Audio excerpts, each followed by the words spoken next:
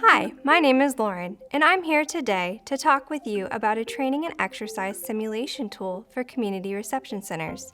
This is a test, CRC Edition, a fully cooperative game that can be played with 3 to 7 players.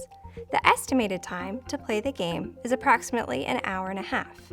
You can easily shorten or extend the game depending on how much time you have.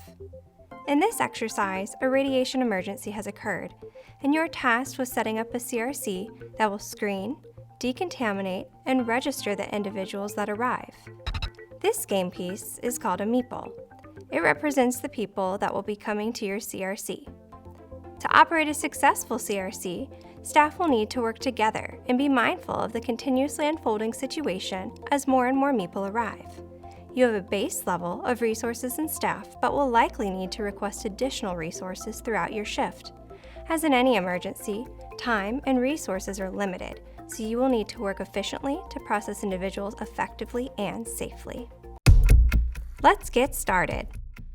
Game objectives are to process all meeple at your CRC by the end of the shift, manage hazard levels, public anxiety, and staff fatigue to ensure they don't hit game over. You win when all rounds are over and all meeple have left the CRC. You lose if any status on the status tracker hits game over. Each round is broken into phases. Those phases are marked on your player mat. Phases are Arrival, where you place new meeple on the board. Processing, where you will move meeple through the stations based on resources available. Funds and resources, where you'll gain 10 funds each round, and any resources that you might have gained from player actions. Injects, where you will draw inject cards and make decisions on how to resolve them. Player action, where players can choose to use their actions to get resources or help with lowering hazard, anxiety, and fatigue on the status tracker by spending funds. Prepare, where new meeple and funds are drawn based on the table in the rulebook and any modifications from the inject cards or the status tracker. The role of Incident Commander moves to the next player. Let's set up the game. First, place your game board in the middle of the table and your status tracker somewhere on the side. Next, we'll place our starting resources on the board. You have 1 portal monitor at contamination screening, 2 showers at decontamination, or decon for short, 2 handheld detectors at post-decon, and 3 registration desks at registration. Place 1 ambulance in the parking lot if playing with the hospital coordinator. Next, we'll take our major and minor inject cards and place them on the board in the area labeled Command Center. Next, divvy up player mats and player tents. Give the Incident Commander token to the Emergency Manager.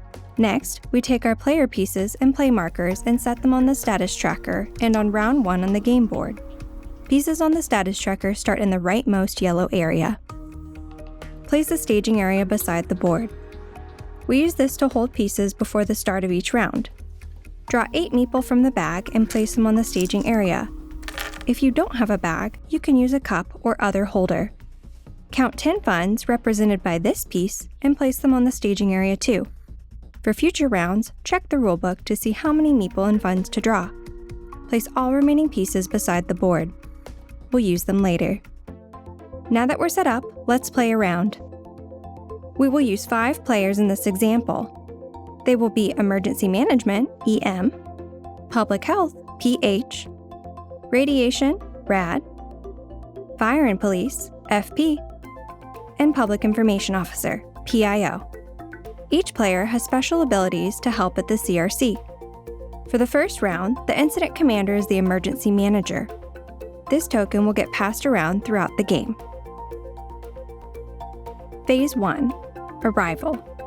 The Incident Commander takes the meeple from the staging area and places them on the board in the parking area labeled Arrival. Phase 2, Processing. We will select meeple to move through our CRC. The processing capacity of each station depends on how many of each resource we have and the meeple points in the bottom right corner of each resource. Meeple points are a key concept in the game. They represent how much processing power it takes to respond to meeple's needs. If they are sick or require extra attention or assistance, they will have more meeple points. Let's look at an example of how you choose which meeple to process. The registration resource can process 2 meeple points worth of meeple per resource. green meeple are worth 1 meeple point. Yellow meeple are worth 2 meeple points. We have 3 registration resources and can process 2 meeple points each, or 6 total. We can process a combination of meeple. For example, we can process 2 yellow and 2 green meeple, 3 yellow meeple, or 6 green meeple. Okay, now let's work on processing our 8 meeple that arrived. The first station is contamination screening. The portal monitor has a processing power of 5 meeple points. We have 6 green meeple and 2 yellow meeple, which total 10 meeple points. Since contamination screening can only process 5 meeple points, we'll choose to process 1 yellow and 3 green. All other meeple stay waiting in the parking area until next round.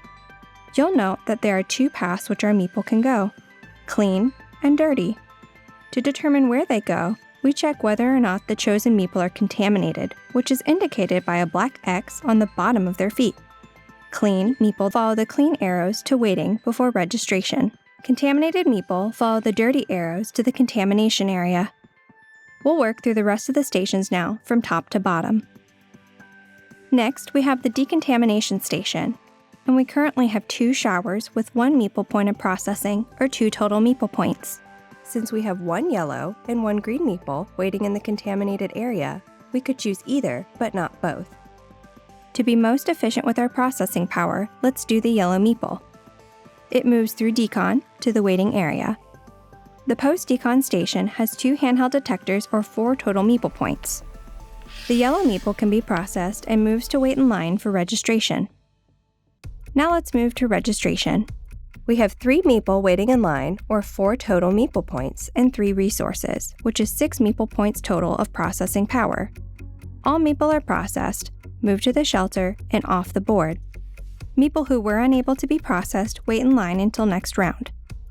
If there are any yellow meeple in your CRC at the end of the round, you'll have to increase anxiety by 2 on the status tracker. We notice there's a bottleneck at contamination screening and decon. We may want to prioritize getting resources for those stations during the player action phase, Phase 5. Phase 3, Funds and Resources. The incident commander takes the 10 funds from the staging area. These are your current funds. If there were resources here, we would place them on the board. Phase 4, Injects. The incident commander draws 1 major and 3 minor inject cards and passes them out to the group to read aloud. After all cards have been read, players discuss which options they would like to take for each card as a group. Our 4 injects are Pet Act, Contaminated and Breastfeeding, Slip and Fall, and Reallocation of Resources. Injects always have a title, narrative text, and action text. Action text will mention plus or minus a value to one of the 3 meters on the status trackers, paying or receiving funds, or gaining or removing resources.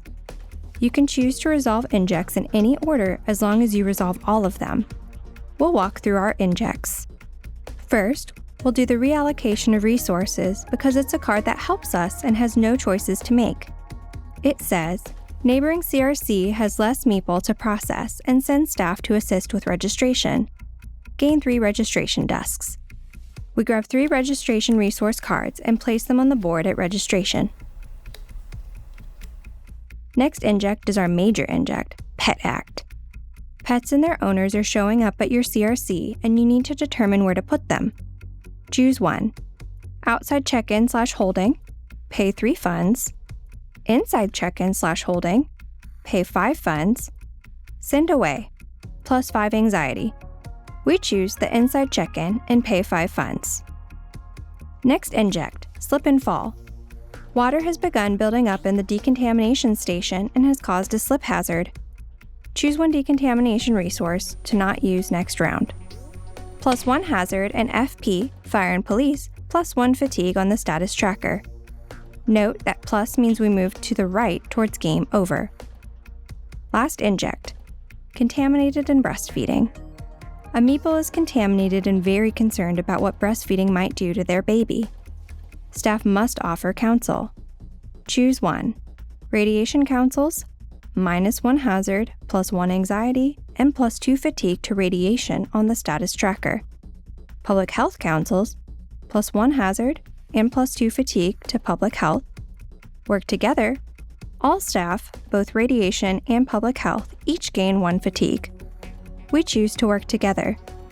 We move both public health and radiation fatigue +1 towards game over.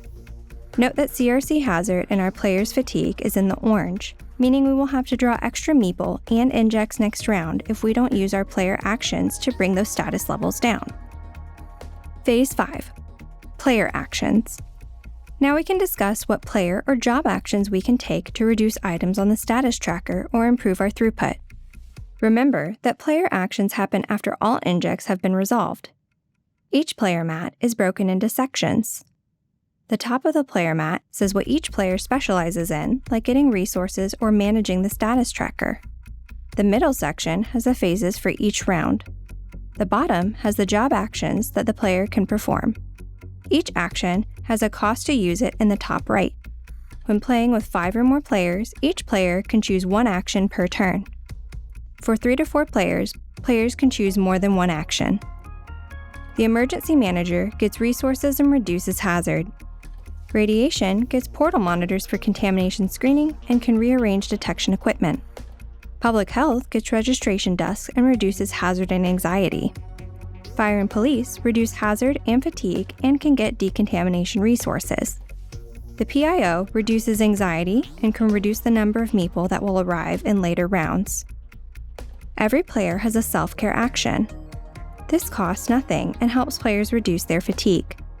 Players can track limited actions indicated by a square on that action by placing a cube on top of it. When all squares are covered, players can no longer use that action. Looking at our meeple lines and status tracker, we might want to reduce our player fatigue, especially those that are in the tracker's Draw 1 Extra Inject area. CRC hazard is also in the orange, and if we don't reduce it, we'll have to draw an extra meeple. We have lines at contamination screening and decon, so we might want more resources for those stations, especially since we cannot use 1 shower next round. After discussing and looking at possible player actions, the group decides that radiation will move detection equipment to help with processing. We can move handheld detectors to the contamination screening area. We will leave 1 at post-decon. We need more processing power at decontamination, which could come from FP requesting a mobile decontent. If fire and police perform an action, they cannot do self-care. They have one of the highest levels of fatigue, so we look to see what other players can assist them. The PIO can perform psychological first aid at no cost. Twice per game, they can reduce another player's fatigue by 2. The PIO performs this action, reducing FP fatigue by 2. Since FP is out of the orange, they will gain a mobile decontent and add it to the decon area. Next, the emergency manager will contact the Emergency Operations Center, or EOC, to request a resource. We can choose 1 resource type to gain. Since we just received registration desks, we request 2 handheld detectors for post-decon and place them on round 3 on the round tracker.